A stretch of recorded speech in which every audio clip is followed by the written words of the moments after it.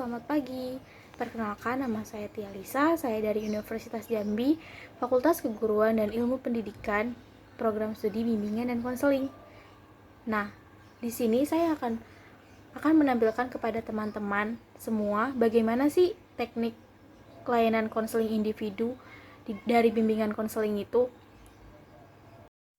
Baiklah, sebelum memasuki tahap konseling atau proses konseling, alangkah baiknya kita mengetahui dulu apa sih pengertian dari layanan konseling individu itu. Nah, di sini saya akan menjelaskan pengertian dari konseling individual. Yang mana konseling individual adalah proses pemberian bantuan yang dilakukan melalui wawancara konseling oleh seorang ahli yang disebut dengan konselor kepada individu yang sedang mengalami suatu masalah yang disebut dengan klien, yang ujungnya bermuara pada teratasinya masalah yang dihadapi oleh sang klien. Di dalam konseling individual, si konseli mendapatkan layanan langsung secara tatap muka atau secara perorangan dengan sang konselor dalam rangka pembahasan pengentasan masalah pribadi yang diderita oleh si konselinya tersebut. Adapun tujuan konseling individu. Konseling individu memiliki dua tujuan, yaitu tujuan umum dan tujuan khusus, yang mana tujuan umum supaya klien dapat mengubah perilakunya ke arah yang lebih baik lagi, lebih maju lagi, melalui terlaksananya tugas-tugas perkembangannya secara optimal, kemandirian dan kebahagiaan hidupnya. Sedangkan secara khusus, tujuan konseling individu tergantung dari masalah yang dihadapi oleh masing-masing kliennya tersebut. Yang selanjutnya itu ada fungsi konseling individu, yang mana fungsi konseling individu ini terdiri dari beberapa fungsi. Yang pertama itu ada fungsi pemahaman. Fungsi pemahaman adalah fungsi konseling yang menghasilkan pemahaman bagi klien tentang dirinya sendiri, seperti bakatnya, minatnya, pemahaman kondisi fisiknya, lingkungannya, dan berbagai informasi lainnya, seperti informasi tentang pendidikan ataupun informasi tentang karir. Yang kedua itu ada fungsi pencegahan, yang mana fungsi pencegahan ini berfungsi untuk menghasilkan kondisi bagi tercegahnya atau terhindarnya klien dari berbagai masalah yang mungkin timbul. Yang ketiga itu ada fungsi pengentasan, yang mana fungsi ini menghasilkan kemampuan klien untuk memecahkan masalah-masalah yang dialami klien di dalam kehidupannya. Yang keempat itu ada fungsi pemeliharaan dan pengembangan. Dalam fungsi ini menghasilkan kemampuan klien untuk memelihara dan mengembangkan berbagai potensi atau kondisi yang sudah baik tetap menjadi baik dalam kehidupannya. Yang kelima itu adalah fungsi advokasi, yang mana fungsi konseling ini menghasilkan kondisi pembelaan terhadap berbagai bentuk pengingkaran atas hak-hak atau kepentingan pendidikan dan perkembangan yang dialami oleh sang klien tersebut. Di dalam menjalankan proses konseling individu, terdapat beberapa komponen yang terdiri dari komponen yang pertama itu ada konselor. Konselor merupakan seorang ahli yang membantu konseli untuk mengambil keputusan dalam mengatasi masalahnya melalui proses konseling.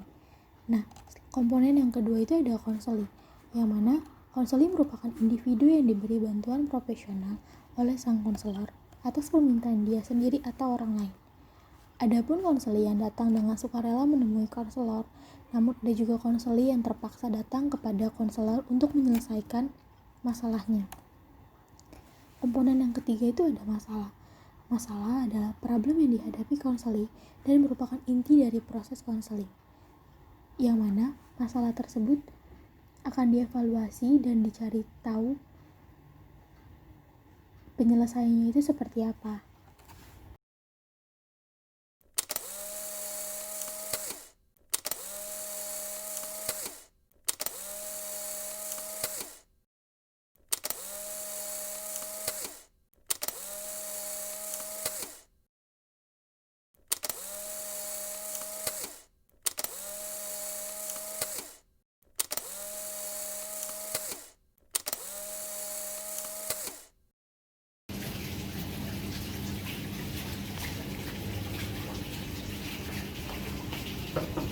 Permisi.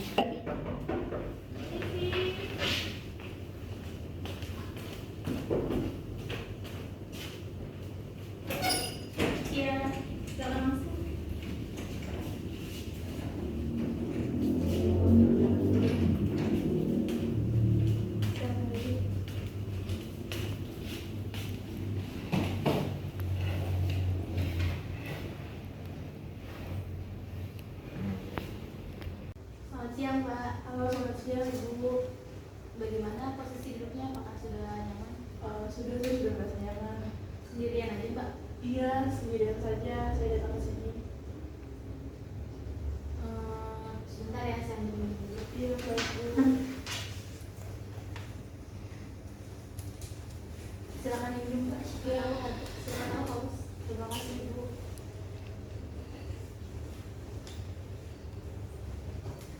Kebetulan saya memang dari perjalanan jauh Bu. Dari mana? Saya dari Bekasi, terus memang berniat untuk datang ke sini. Jauh ya, padahal ini Jakarta. Dari Bekasi ke Jakarta jauh. Iya Bu, memang seperti itu adanya. Mau gimana lagi ya? Maaf sebelumnya, saya berbicara dengan Mbak siapa? Nama saya Kezia. Mbak Kezia. Nama saya Tia. Mbak bisa manggil saya dengan sebutan Ibu atau biar lebih akrab lagi dengan kakak senyamannya Mbak Kezia? Kalau gitu saya panggil Kak Tia aja ya, boleh kan Kak? Oh iya, nggak apa-apa, boleh. Jadi Mbak Kezia udah tahu kan maksud kedatangan sini itu untuk apa? Saya sudah tahu. Kebetulan teman saya merekomendasikan saya untuk datang ke sini. Terus agar saya bisa berkonsultasi dan bercerita tentang permasalahan yang saya hadapi. Jadi Mbak Kezia udah tahu lah ya maksud kedatangannya ke sini untuk apa? Iya, saya sudah tahu itu Pak. Jadi di sini saya sebelum masuk proses konseling saya akan mencoba menjelaskan sedikit dari sifat dan proses konseling itu seperti apa. Tapi sebelumnya terima kasih karena telah dengan sukarela datang ke tempat ini. Dalam konseling itu terdapat hubungan profesional yang mana terlebih dahulu kita akan memperkenalkan diri. Perkenalkan nama saya Tia Lisa, saya mahasiswa dari Universitas Negeri, program bimbingan dan konseling Fakultas Keguruan dan Ilmu Pendidikan. Jadi proses di sini saya akan mencoba mendengarkan cerita Mbak Kezia terlebih dahulu sampai selesai, baru akan kita coba evaluasi permasalahan yang Mbak Kezia hadapi itu gimana. Dalam proses konseling ini biasanya saya memberikan waktu 30 sampai 45 menit setiap pertemuannya. Dan di dalam proses konseling ini juga Mbak Kezia tidak perlu khawatir karena kita akan terjaga kerahasiaannya. Cerita-cerita Mbak Kezia tidak akan kita beberkan ke pihak manapun karena dalam konseling itu ada yang namanya atas kerahasiaan, dimana cerita yang telah diceritakan sang konselor akan dijaga oleh sang konselornya. Kalau begitu, saya boleh bertanya nggak Pak? Oh iya, boleh, silakan. Kalau misalnya dalam sesi pertemuan ini ternyata jangka waktunya lebih lama daripada yang ditentukan, misalkan lebih dari 1 jam, apakah boleh atau seperti apa? Menurut saya tidak bisa, bukan tidak bisa, maksudnya kayak kalau misalnya lebih dari waktu yang ditentukan nanti Mbak Kezia malah merasa bosan. Jadi alangkah baiknya jika memang permasalahan belum selesai, kita atur aja waktu pertemuan selanjutnya. Oh baik, kalau gitu semuanya. Kalau saya lihat-lihat Mbak Kezia sedang gelisah, ada masalah apa? Iya Kak, jadi saya mulai bercerita ya.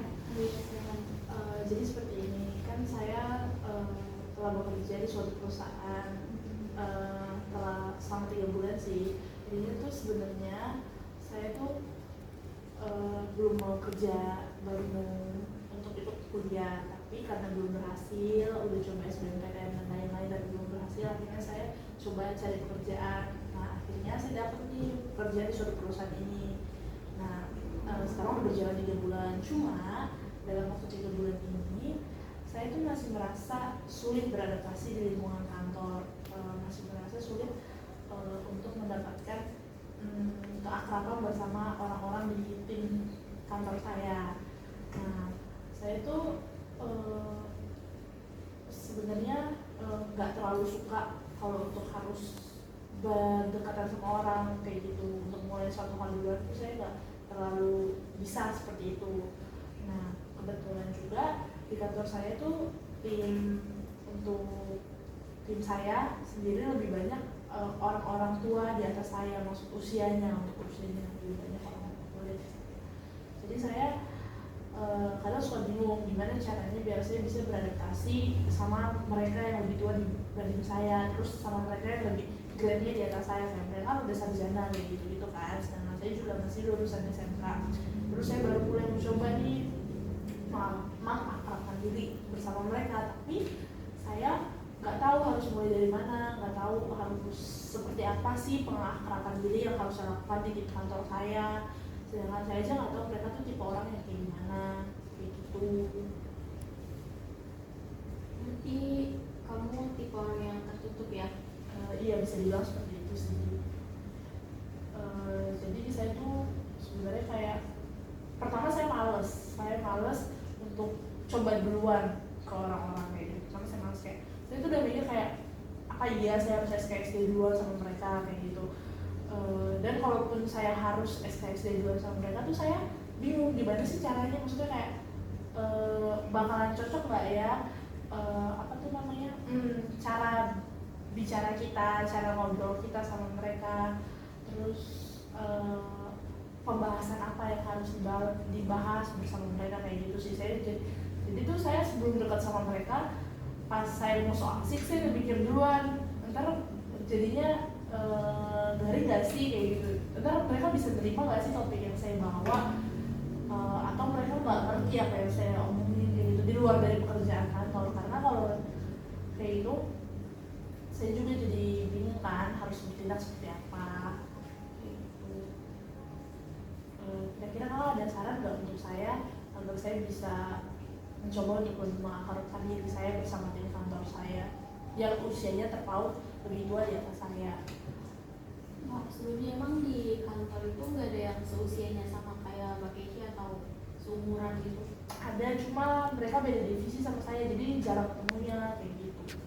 Oh, jadi lebih sering sama Ya, lebih sering ketemu sama yang lebih tua gitu ya? Menurut saya Mbak Keisha kayak lebih buka diri aja, biar jangan jadi tertutup banget. Kayak misalnya mereka kayak mau ke kantin gitu, ikut aja gitu, ikut nimbrung obrolan mereka gitu. Dimulai dari hal-hal kecil aja kayak ke kantin bareng, makan bareng. Gak apa-apa ya so SKSD gitu, sok kenal gitu. Karena nanti juga ujung-ujungnya kalau memang sama-sama ngerasa nyaman gitu, bakal nyambung kok omongannya. Jadi nggak usah takut kayak dia lebih tua atau dia lebih muda gitu. Karena kalau memang selagi kita memulai percakapan dengan baik, juga bakal diterima dengan baik oleh orang itu, mau dia lebih tua atau lebih muda. Selain itu biasanya cara lainnya seperti apa Kak? Ada lagi nggak, misalnya harus apa lagi itu yang saya lakuin biar mereka tuh kayak nge-notice kalau saya juga bisa ikut dalam topik mereka. Kadang karena umur saya lebih kecil dari mereka tuh kayak nggak notice kalau saya tuh ada gitu. Jadi kayak mereka cuma naksir aja, udah nggak usah ikutan dulu deh gitu loh. Ya coba nunjukin rasa percaya diri aja lebih besar gitu, kayak ngasih apa sih namanya, suatu hal yang bisa mereka lihat gitu loh, kayak sebuah prestasi. Kalau misalnya Mbak Keisha itu kayak juga baik gitu, bisa bekerja dalam tim di kantor itu, sehingga mereka itu kayak jadi tahu gitu kalau misalnya Mbak Keisha itu juga kayak bisa gitu loh, bisa bekerja bareng mereka gitu, bukan kayak semata-mata kayak Mbak Keisha kayak masih kecil gitu, jadi dianggap yang nggak bisa gitu bareng-bareng sama mereka kerjanya. Oh, seperti itu. Oke, kalau itu saya mungkin akan mulai coba ke depannya untuk lebih percaya diri lagi, untuk lebih yakin lagi bahwa saya bisa bersosialisasi dengan mereka. Dan ya saya akan coba mulai besok saat saya di kantor, saya akan coba untuk ngobrol-ngobrol duluan sama mereka. Gitu. Mungkin akan saya coba. Jadi nggak usah takut buat mulai duluan, karena kalau misalnya kita juga takut, mereka juga nggak tahu kita gimana gitu orangnya. Ya baik, kalau begitu saya sudah mengerti dan lebih sedikit lega sih setelah bercerita seperti ini. Baik, kalau memang sudah mengerti, apakah ada lagi permasalahannya Mbak Desi? Sepertinya tidak sih sejauh ini, hanya itu yang membuat saya terbebani dalam waktu 3 bulan ini. Tapi bisa tahan nih 3 bulan. Ya lumayan, habisnya kan dalam masa percobaan nih Mbak, jadi kayak saya juga harus coba biar saya dapat kontrak tetap dalam waktu 3 bulan ini. Saya juga lagi berusaha buat bisa bertahan ngumpul di antara mereka itu sebenarnya kayak gitu.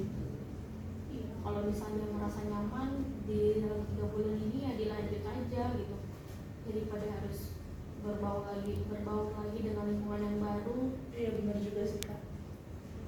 Makanya mulai besok mungkin pas di kantor saya akan coba untuk lebih beradaptasi sama mereka, lebih mulai saya duluan yang akan ngobrol sama mereka. Oke, kalau gitu makasih Kak buat waktunya, makasih udah mendengarin cerita saya.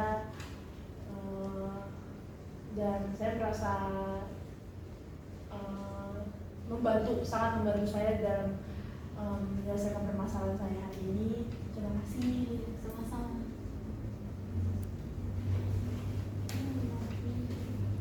Kalau begitu saya permisi dulu ya. Oh iya. Terima kasih atas waktunya. Terima kasih. Saya angkat.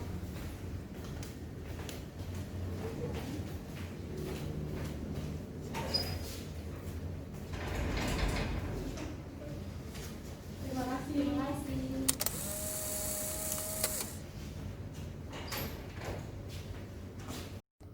Baiklah, itu tadi sekilas proses layanan konseling individu yang saya lakukan bersama klien saya. Di sini saya ingin berterima kasih kepada teman saya yang telah membantu saya untuk membuat video ini. Dan saya juga berterima kasih kepada klien saya yang telah dengan sukarela datang untuk menceritakan masalahnya secara terbuka. Di sini saya ingin menekankan kembali bahwa video yang saya tayangkan sebelumnya tadi itu hanya untuk memenuhi ujian akhir semester saya di mata kuliah layanan konseling di sekolah 1. Jadi saya mohon maaf jika proses konseling tersebut belum cukup memuaskan, dan mohon maaf jika ada salah kata dalam proses konseling. Terima kasih.